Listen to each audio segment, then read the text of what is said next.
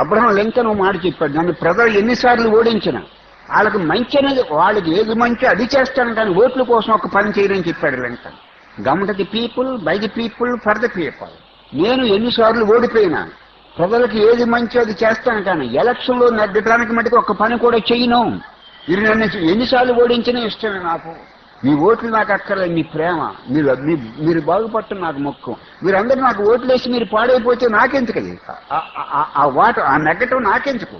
Lincoln అన్నాడు, మీకు ఏది మంచో అది చేస్తాను కానీ మీరు నన్ను ఓడించినా మీకు నేను మంచి చేయటం మాన్నాం.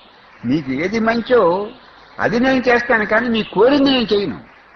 మీకు సారా తాగించి నేను ఓట్లు వేయించుకోవటం ఏంటి. అలాగే పాపం ఓడిపోయాడు, ఎప్పుడు చూసినా ఓడిపోవటమే. చివరికి ఎప్పుడూ ఒకసారి ప్రెసిడెంట్ అయిపోయాడు, అమెరికా ఒక్కసారి ప్రెసిడెంట్ అయిపోయాడు.